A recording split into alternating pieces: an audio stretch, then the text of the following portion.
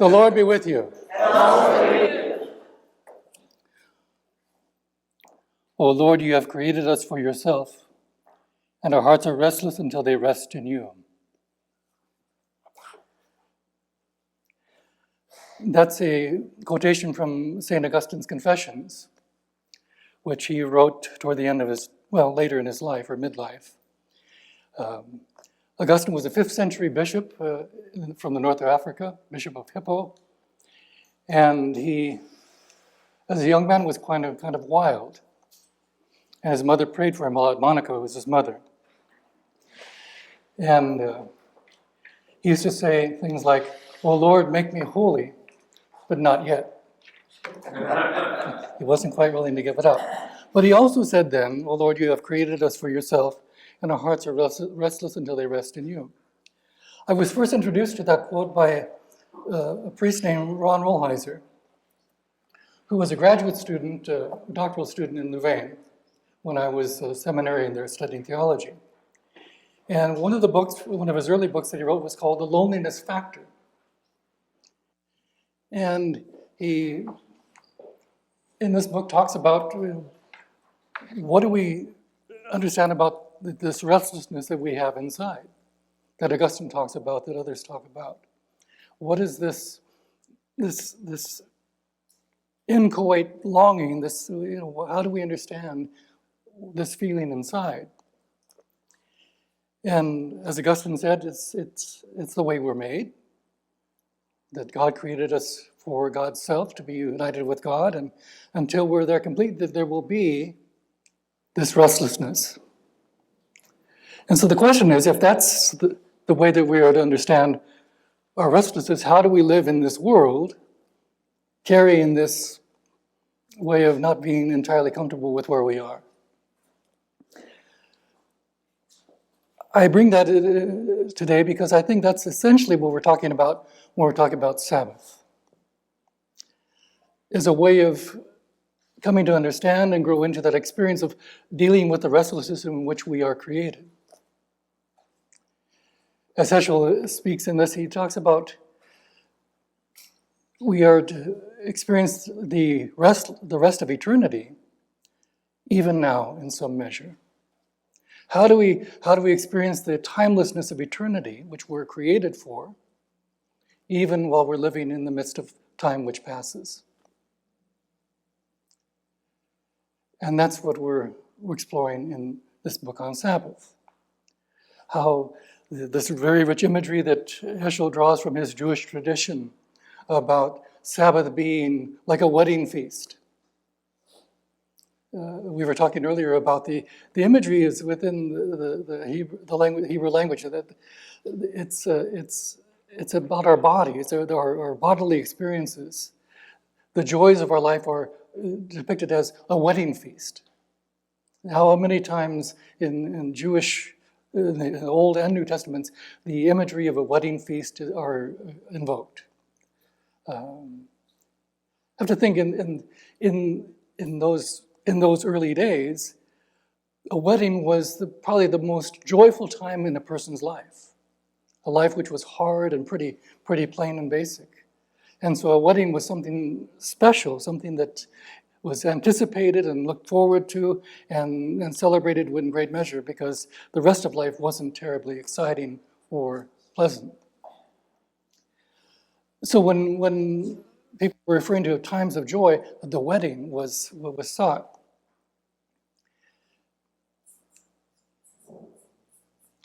Think of the prophet Hosea, who sees Israel as the unfaithful spouse, the one who has gone after other lovers than God, and calling his spouse to come back.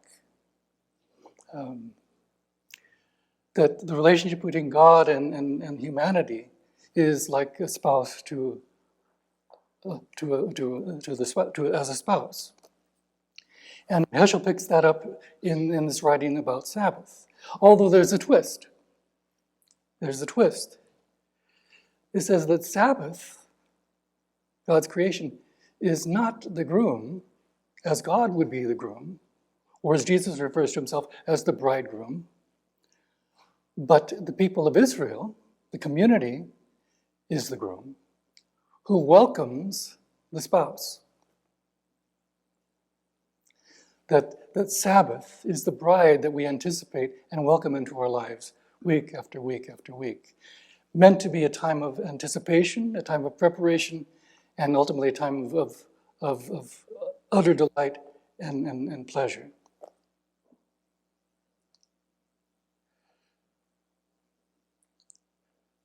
So he draws us into that sense that how do we feel our way into this experience of rest and delight? Last time we talked about a good conversation being an experience of timelessness. That when we're engaged with another person or a group in a powerful and deep conversation, we find ourselves saying, where did the time go? We're having such a wonderful time, and it's as though we want this to go on without end.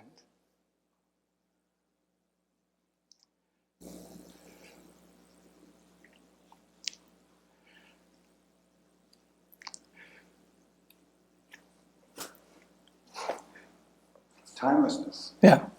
I love the way we're prompted by this exercise to think about time,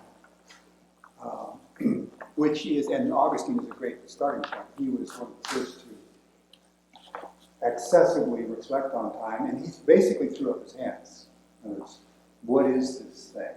Time. I'm talking about time because Heschel, in his book on the Sabbath, brings our attention to the phenomenology of time very experientially.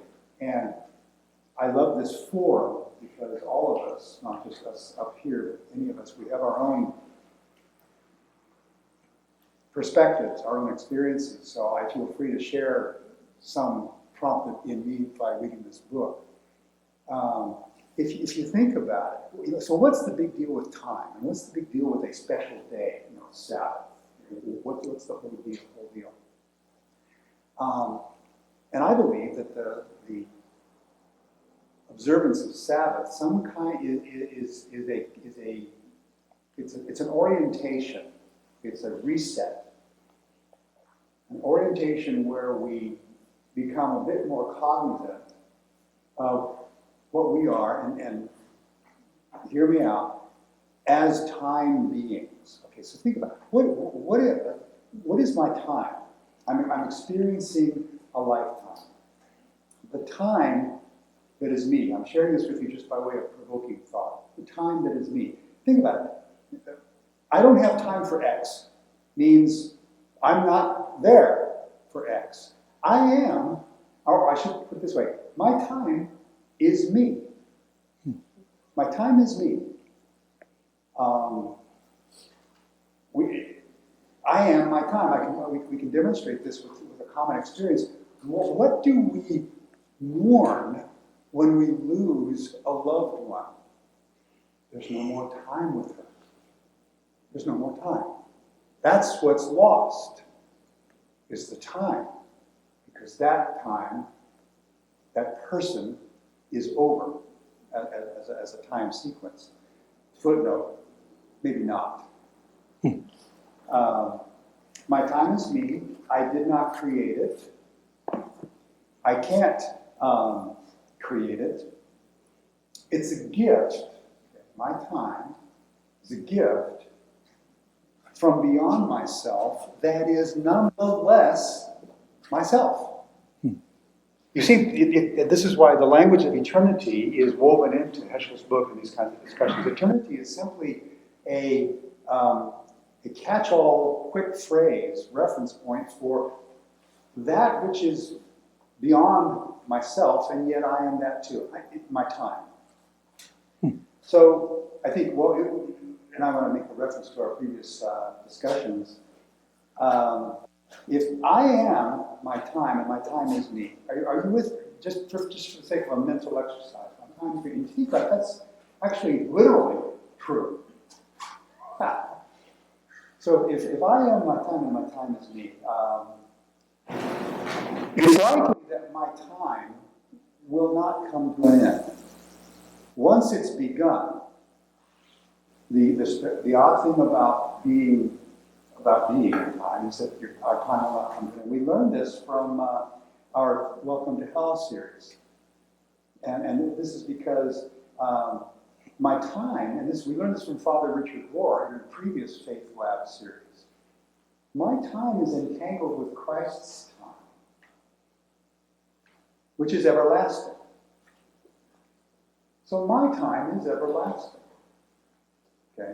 This is the orientation of, in fact, this is, if you want to, this is just me, if you want to boil down the entire good news into just one succinct point, that's it.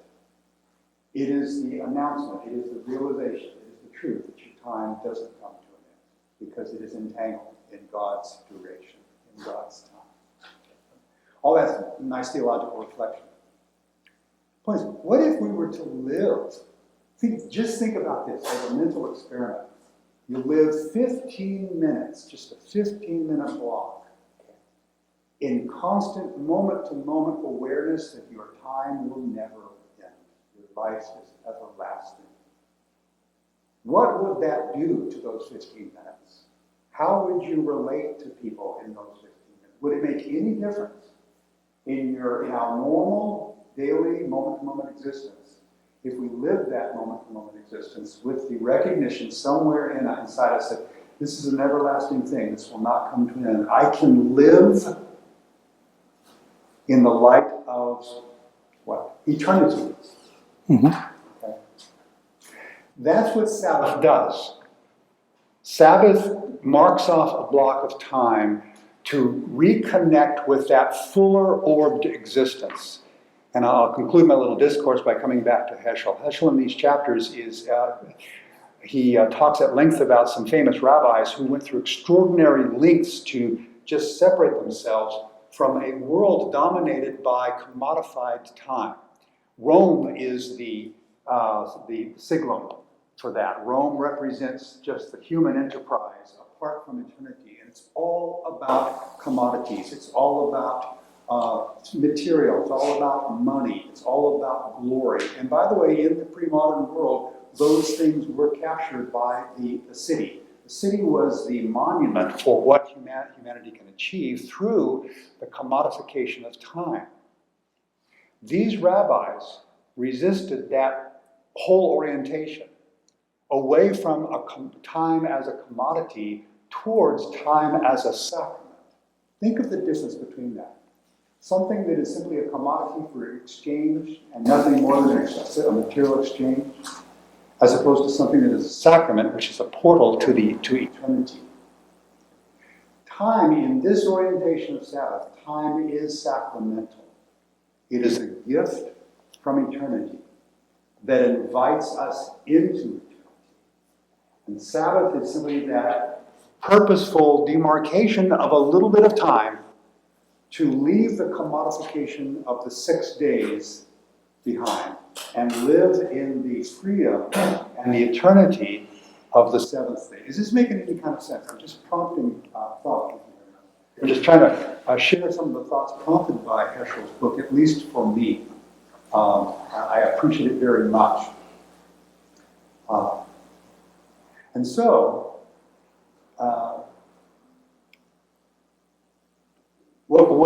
just real quickly, what I mean by sacrament is simply the material experience of what cannot be grasped otherwise. For example, our sacramental elements. Okay, it's bread, which the other 6 days is a commodity. But on this day, it's a sacrament. Wine, a commodity. But on this day, it's a sacrament.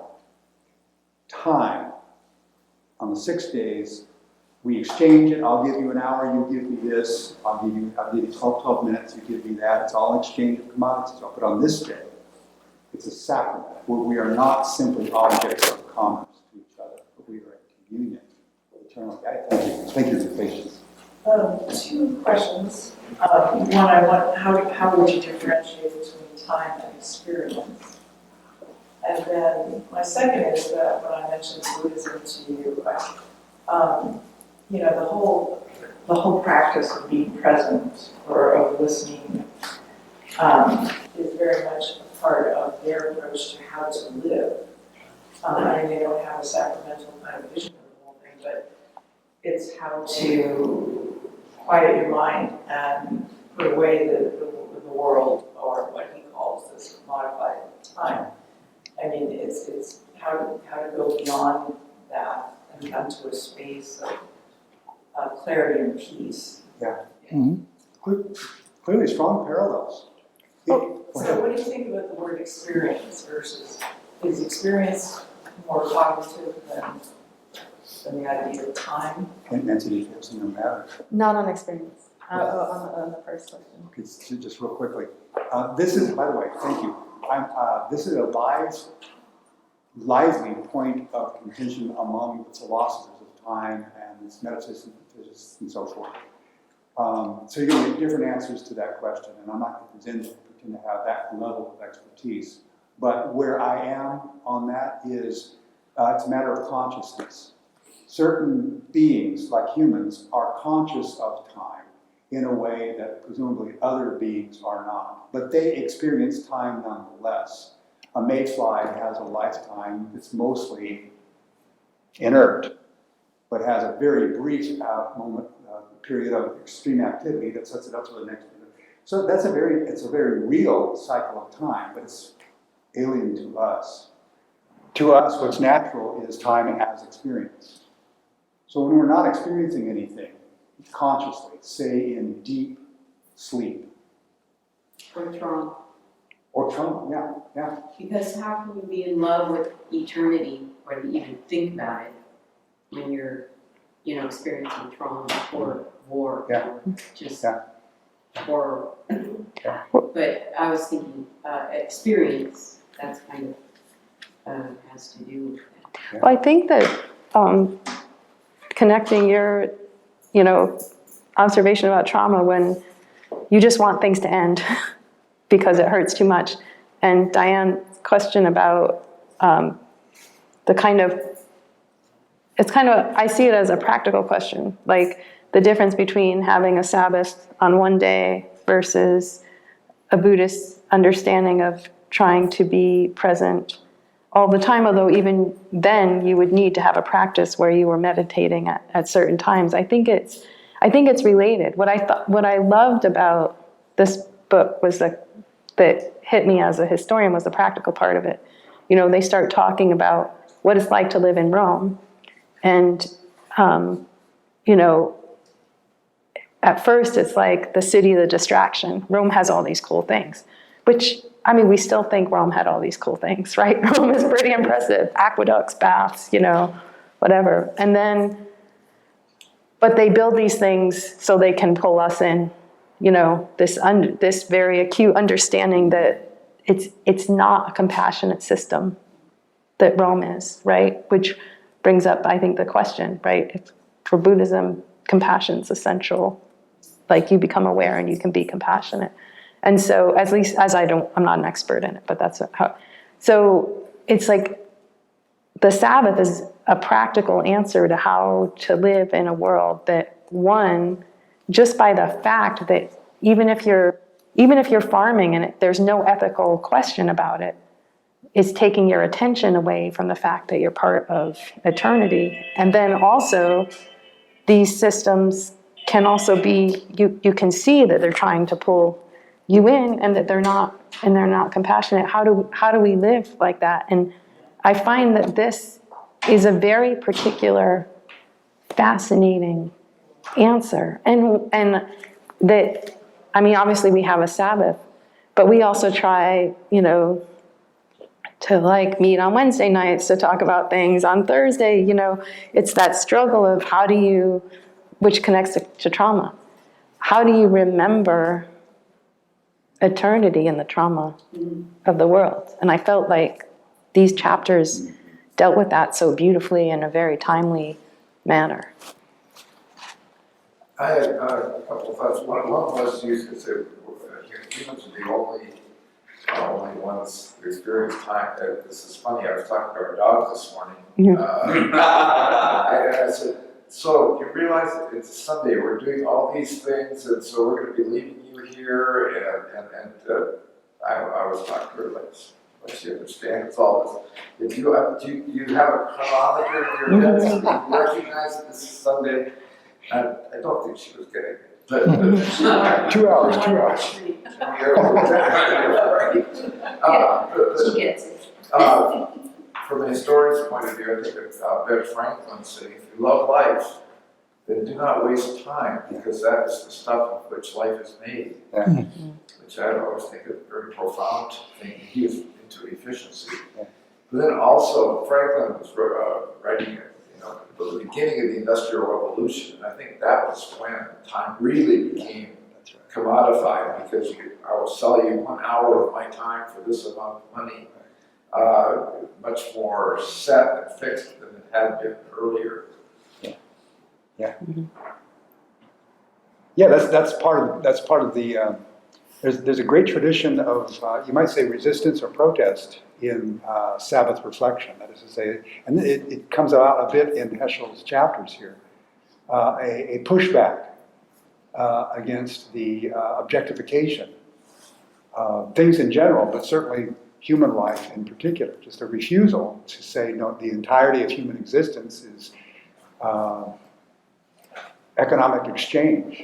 It simply isn't. And in fact, if you want to listen to the more radical writers, it's simply not just a refusal, but an insistence that it can't. Let's call it the secular point of view. I don't like the word secular, but as a catch-all, the secular, the non-holy, the non-eternal, the commodification. Okay, it cannot prevail. It cannot be permitted to prevail.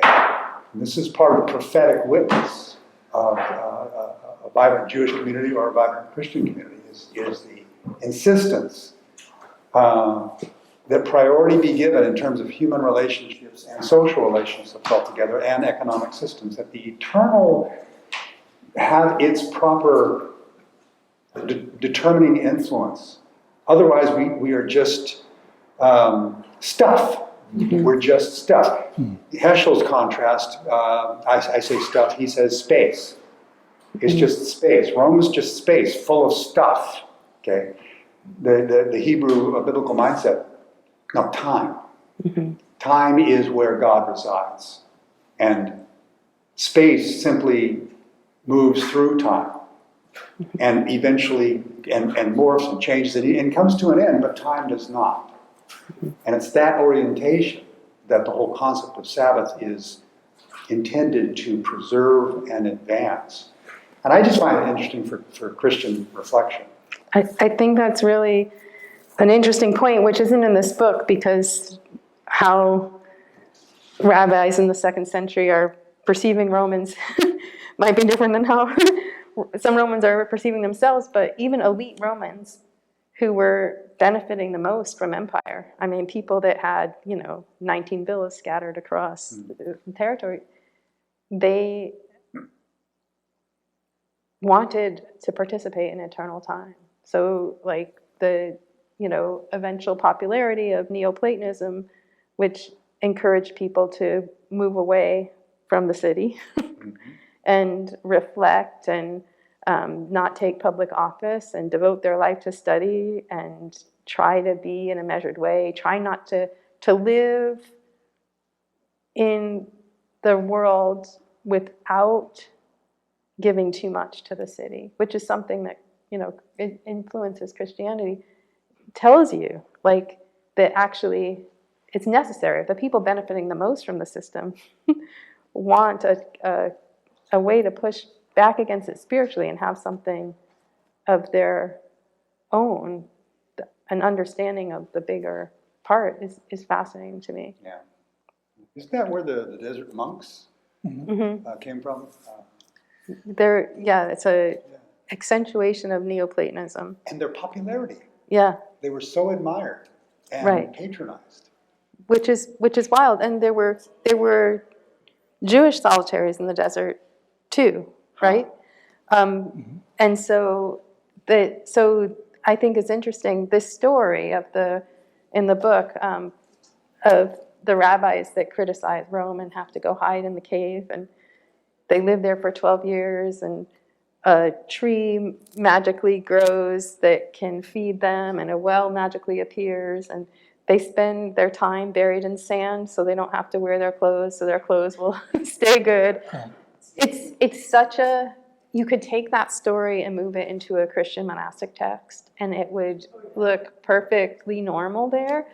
And so that, even though Heschel moves against that, like he's representing the tradition that won in Judaism, as but like That's right. in late antiquity, there were all these people that were like, I don't want to live in the world. It takes me away from eternal time. And what the monks are chasing is heaven on earth. That's why they get in trouble. They are trying to get out of this time. John and I have this book that I started reading, Enchantment of Mammon. Enchantment of Mammon. And it's arguing that capitalism on the marketplace is becoming the theology of today. Sure. And we were wandering around the Irvine Spectrum last night, and everybody's there, and all the children are there, and there's this little booth that is trying to give people a course in the Bible. And nobody's there, and they're there though. But I'm just thinking, good luck, in this mall commercial enterprise, and everybody's enjoying. And what he's arguing is that we're just losing this whole sense of wonder in our lives, and that the whole sense of space, or that we've just become enamored of the marketplace. And I think that's where we are. You look at church attendance, and so many people do not attend for that space. That what we're what we're interested in is what we can purchase, what we can buy, what we can see, and what we can be titillated by. I think the decline of gulags, I think, is really the idea that Sunday is sacred. You don't schedule, you don't open your store on Sunday. You don't schedule kids' soccer games or baseball games on Sunday. And now Sunday is just football. Another shopping day. Yeah, it's just football. Can we be relaxing with the guilty pleasure like football? Is that an escape from now? There's a clock in football. You're not escaping with that. I think, go ahead. I think what we're talking about is also, we've got a life that we live outwardly, but we also have a life that we live inwardly. And there's a tension always between the two.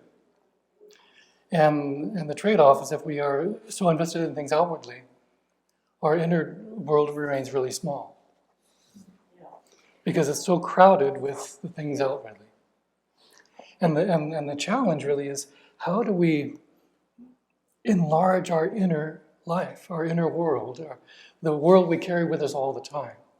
And that's what I pay attention to.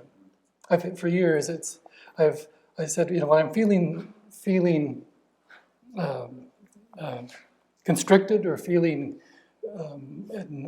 not at ease, disconnected, it's because I've been crowded by too many things, too many outward demands or concerns, and what I pay attention to is, how do I get that space back? How do I find that sense of inner space where I can breathe and feel and think freely with whatever is happening right now? Because if I can't be present, if I can't be present to what's happening in my life, I feel really shut down or constricted. Well, I have a horrible idea of how we might do that, and that is to turn off our phones on Sunday and put them in a closet.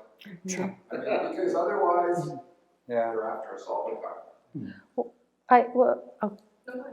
What I think about what Diane was saying, and now what you've said about the phone, is one thing. Rome had aqueducts and baths, but the computer, which can pull you in and allow you to experience a fantasy version of yourself, is the ultimate commodity that can take your time away. And what I think is interesting here is Heschel gets so caught up in the idea that he portrays the Sabbath as a bride, but then that he's not personifying the deity.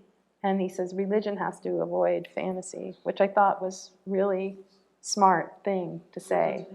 Avoid fantasy because of where it can go. And I think that we are caught up in fantasy. So I think people are still looking for the thing, they're still trying to sort out their loneliness. It's just that we have such an abundance of stuff and such an, that it's so easy to get pulled in. And yes, turning off the phone and the computer is a great idea. Jumping on top of that is, we have these uncomfortable feelings either from trauma, from things that are currently happening, like, the boss has called me on 2 times, I'm already home from work. The kids won't settle down or go to sleep, and you're just, all riled up yourself.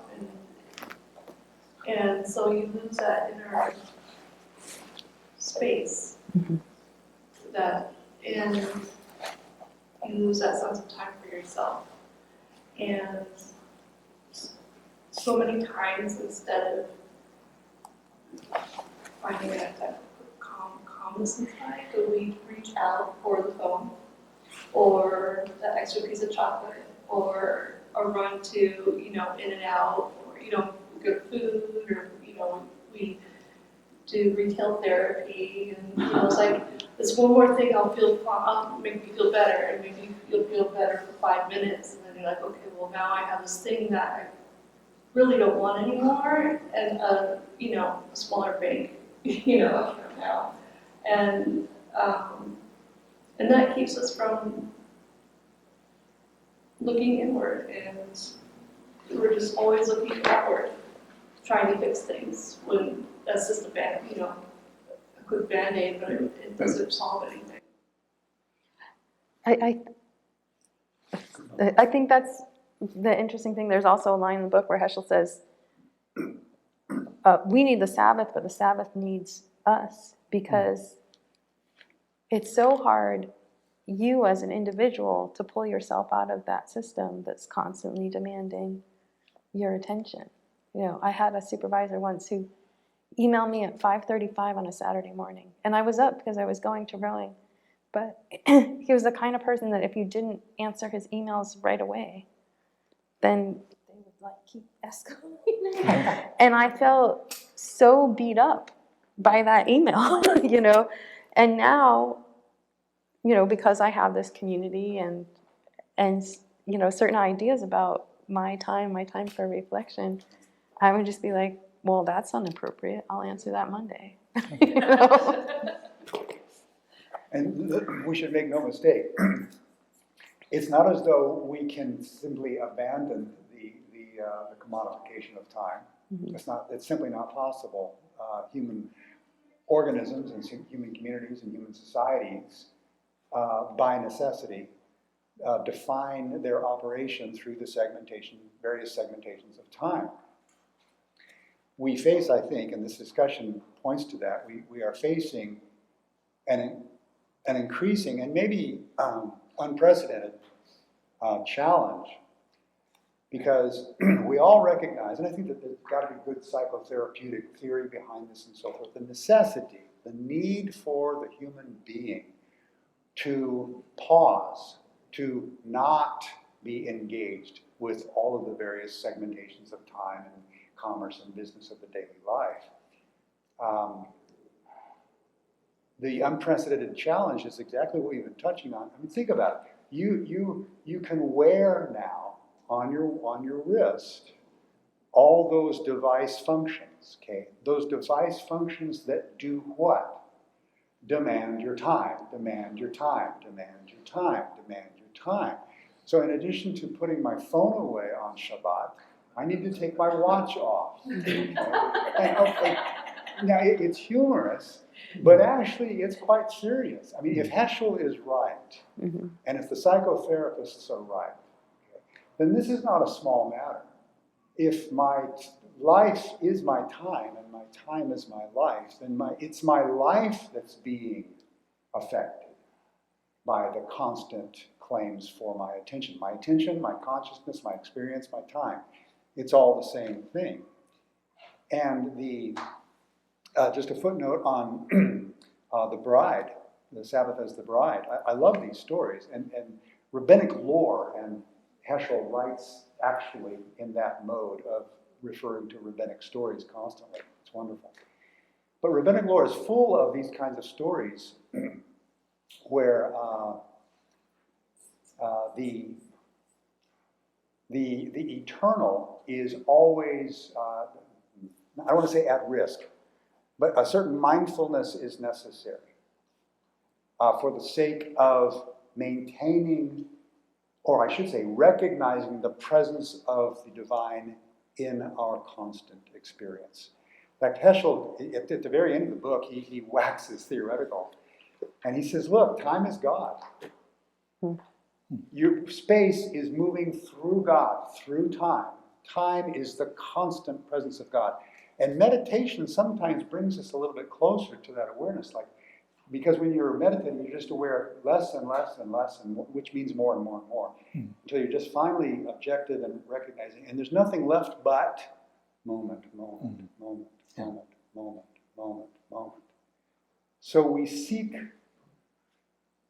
timelessness, but the Hebrew/Christian message is no, not the escape from, but the recognition in the midst of time that the divine presence is there.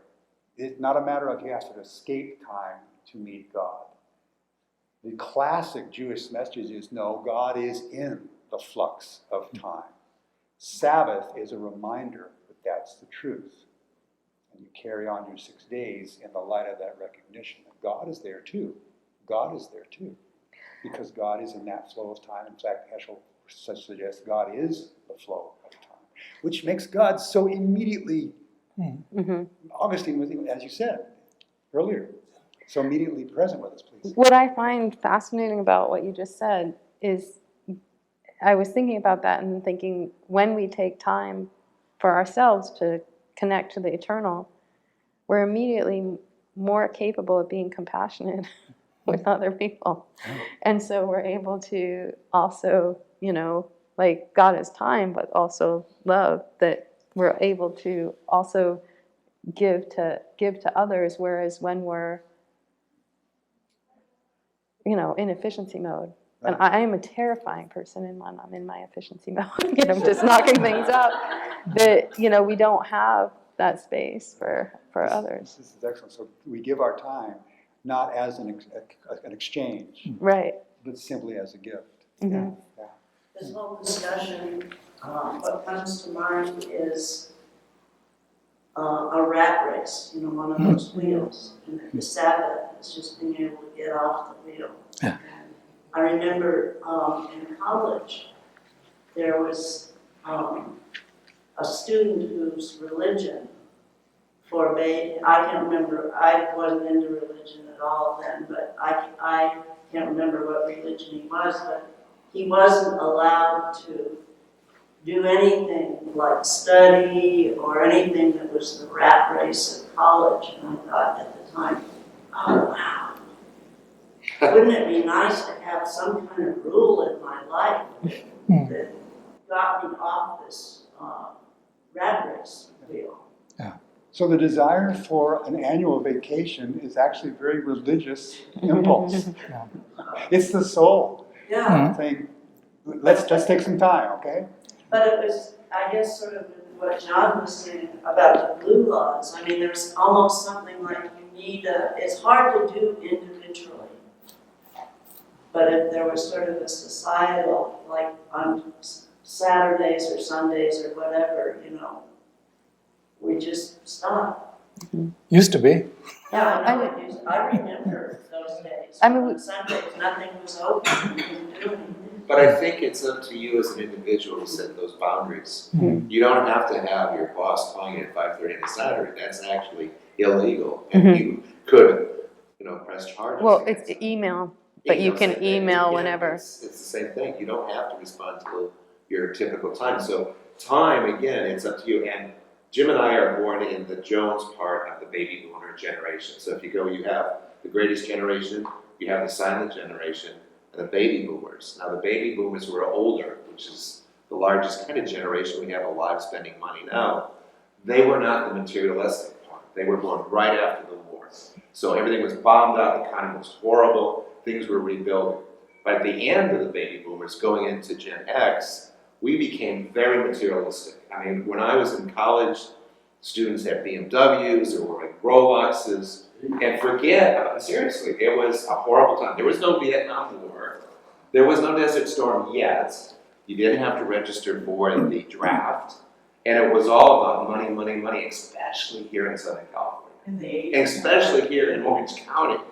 And LA's not any better in the 80s, and that's the generation I'm talking about. So actually, I think we've gotten a little better. We've come back to reality. But I think the material things comes and goes. And the comment back on Rome, if you ever watch on PBS Rick Steves, when he does the Roman tour, Rome, when they went and conquered Europe and everything, and that whole Mediterranean area, they allowed, including the Jews, to keep their own religion because they wanted to be able to control all these people. So allowing you to keep whatever religion you had, and they actually glorified it in Rome with all these statues and various things, and it wasn't all white, they actually were painted originally at the time, because a lot of these things have been destroyed. So their whole idea was to preserve your culture.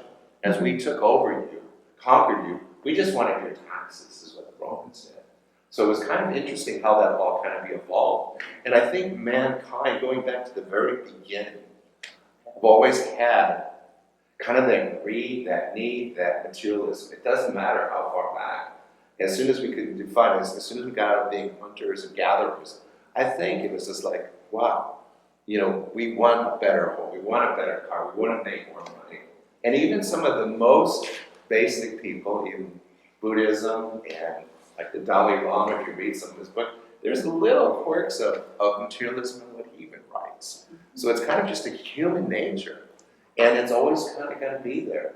Our kids are Gen Zs, and they're materialistic, but in a different way.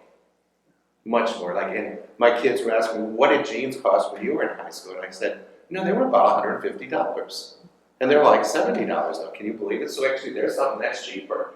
Now, tennis shoes, $50 to $75. What are they today? $1,000. So it's kind of relative. It's like, when do we place the values on some of these things? So it's kind of changed. And I said, in 1968, we landed on the moon, whether you believe it or not. We had technology to get us there, and we can't get back there right now because we lost some things. And what happened? Because we kind of changed things. So those of you who don't believe we landed on the moon, no kidding, you're the right that said we never had that technology. But some things that are changing, I see it through my kids when they tell me, what's going on. Because it's always good to get a younger perspective. And even with time with them is elongated. Because the longer you live, you look at that second, in that time period, it's going to get quicker and quicker and shorter because it's all laws of physics. So you look at laws of physics. One last thing I'll end with. If you look up in the sky and at 45 minutes after the sun sets, you're going to see a star with tail feathers in its toe. It comes here once every 80,000 years. So we're blessed to see something that happened a very long time, speaking of time ago, and you're getting to see that in the lights in the sky. And it's the meteor that's coming through. 40 minutes after sunset? 45 minutes after sunset. After sunset. So take a look to the west, and you'll see you have to be in a fairly dark area like by the beach or up in the foothills where we live. But when you think about it, it only comes once every 80,000 years, and it's hundreds of thousands of years old that you're seeing this event happens. And when you look at it, stars, do you know how long it takes for that light to come to you to see that? Some stars may not be there anymore. They're not even there anymore. We want to see the So it kind of blows your mind when we're talking about time and all these things. It's very intense, and there is, me being a scientist, it puts even more reality to things like eternity. How does that work? Just look at laws of physics to explain some things. And even religion, if you can put that to it, it would explain a God and a person like Jesus and Buddha. So just referring back to God at this time, Richard and I woke up and had our coffee and tea and sat on the couch Friday morning. And you hear the birds. It was just a lovely morning. And we have the TV on. We weren't reading anything. We didn't have our phones. We were just being still. And sharing that time with each other. And I have ADHD, so my brain never shuts up. But I always can tell when I'm in that spot because everything is still and quiet. And you can feel expansion and being present. And we just looked at each other because we both felt it at the same time and said, it's nice to have time. And your point about the social part, it's so hard to carve out that time on a regular basis, remember? I know people who made Aliyah to Israel. They migrated to Israel, Jewish friends. A large part of the motivation was there, as we mentioned before, Sabbath it's by law. By law, shops are closed during Sabbath. They wanted that. In other words, they didn't want to have to fight it all the time. They didn't want to have to make an excuse for not answering an email on Sabbath. There, you don't have to make an excuse. So the social dimension is a powerful one. It is, in a multicultural society, it's hard to pick a day. But there are certain, I was working with a bunch of graduate students and we were trying to arrange a time to meet so that they could have supportive interaction, and there's no time in the week when they all can come because every single minute is scheduled all the way till 7 p.m., like 8 a.m. to 7 p.m. And so I told them about when I was in divinity school, every Tuesday from 2 to 4, there were no events because that was the dean's tea, and everybody could come and interact, and it was a space where time stopped. And if there was an emergency in the community, it was a space where the whole community could gather and hold hands and pray. It was really beautiful, and they were like, that would be awesome. So I do think could be societal support for time if we could change our understanding of time. Like say, okay, it's hard with a big institution like the University of California, but there was, I worked in a small college where the lunch hour couldn't have things in it. It was just this kind of recognition that you have time. So I mean, even if bringing back the blue laws, it'd be like, well, whose Sabbath are we gonna recognize? But it is without support hard to pull out. When I started teaching in the public school system, at one point, if we got to school early, we weren't allowed to sit and talk to each other because we were supposed to be preparing. Mm-hmm. And I said to myself and other people that, well, I'm already prepared. Mm-hmm. But it was just this idea that you couldn't just sit and be with your colleagues. Right. What's amazing, what's amazing is that people say, I can't take time off, I can't, I've got to work, I got to do this, I got to do that. Well, tell that to the Chick-fil-A and hobby shop. They're closing on Sunday for religious reasons, and they're doing just fine last time I heard. It is possible.